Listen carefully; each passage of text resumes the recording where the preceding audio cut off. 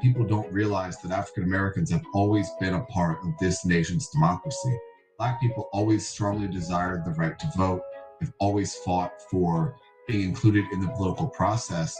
And then also, I think a lot of people might take for granted that African Americans always get to have that right because we had it before and we lost it. And so, presumably it could be lost again if people don't fight to protect it.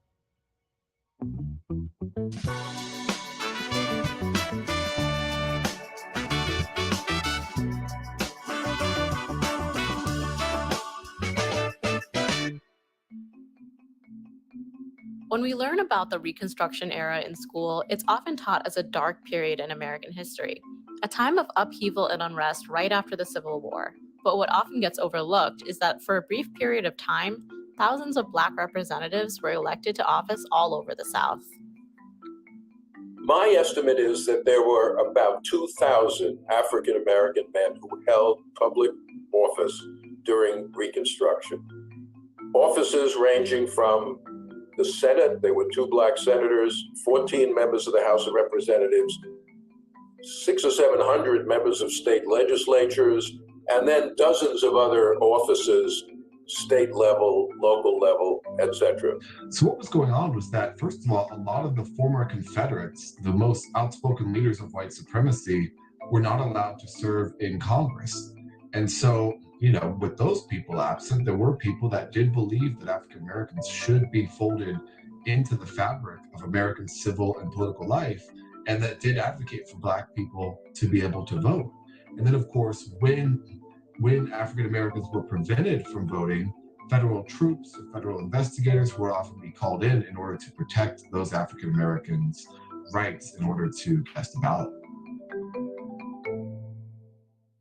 At the time, many states in the South were either majority Black or close to it.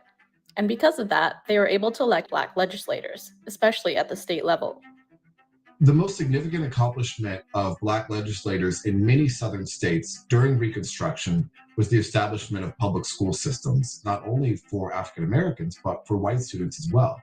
And even though these were segregated, they were often the first time that many African Americans, fresh out of slavery, had an opportunity to learn to read and write. The highest level of office reached by these Black legislators was the U.S. Senate, and the first was Hiram Revels, a U.S. Senator from the state of Mississippi. So Hiram Revels was a pretty unique individual in that he was educated, and he later became a civil rights champion, before the Civil War, certainly during the Civil War. And then afterward, he was sent to Mississippi, where he was appointed by the state legislature to be a United States Senator. In response to Black political power during Reconstruction, the South was just rife with violence in every single Southern state. And the most obvious early example of that violence was the Ku Klux Klan, which did all sorts of different things, but attacked everything from school teachers to politicians to farmers. And so these different waves of violence really popped up, especially during election days. And so in 1875 Mississippi, there was an organized overthrow, essentially, of the state Republican Party, which did include African Americans. There was violence at the polls in different cities, and that spread throughout the entire South. 1876, there was violence in different places like Florida and South Carolina and Louisiana that led to contested elections that ultimately paved the way for Reconstruction to end. That overthrow was not put into law really until another generation, let's say around 1900, when Southern states figured out ways to abrogate the 15th Amendment, which had been enacted in Reconstruction to guarantee Black men's suffrage. So once the 15th Amendment became law, Southern states couldn't disfranchise African Americans simply by saying Black people are no longer allowed to vote. And so in response to Reconstruction, in order to eliminate the Black vote, they had to come up with new ideas in order to make sure African Americans were taken off the voter rolls. And the most powerful of those methods was the literacy test, which allowed for local registrars in a county courthouse usually to look at a candidate and give the candidate a literacy test to see if they were qualified to register to vote. The nature of the test usually didn't matter. The person would just define whether they were qualified to vote based on whether they thought they were white or Black. And so you had a period, from 1900 to the 1965, the Voting Rights Act, where very few African Americans were allowed to vote throughout the entire South.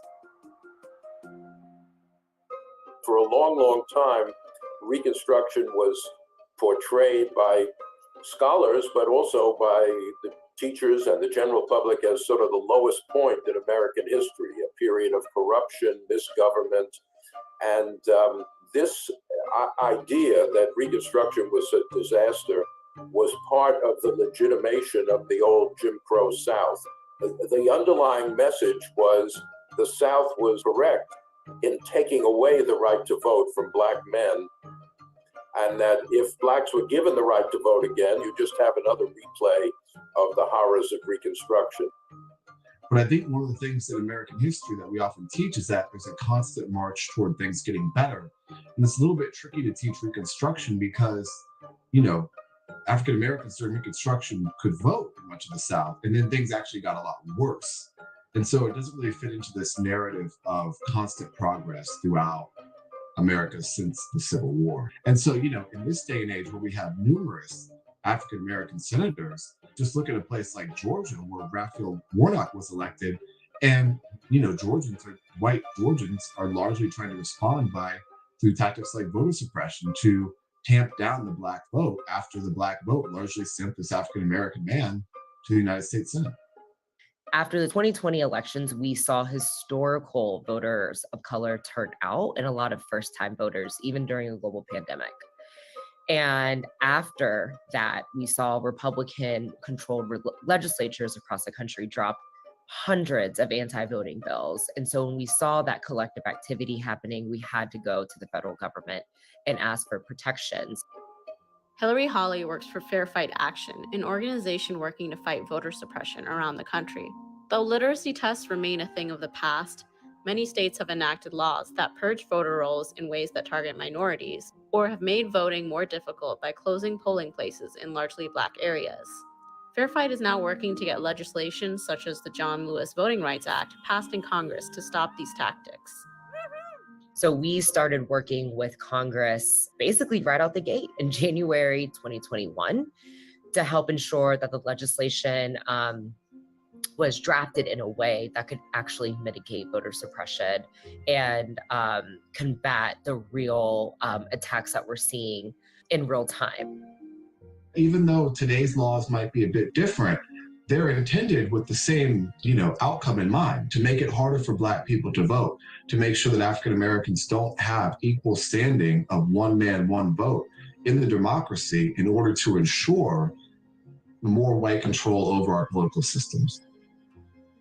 I think it's important to learn about Reconstruction in American history because that was a moment, I think, where our democracy held the most promise for every single person, at least every single male, in the history of the United States of America, regardless of race.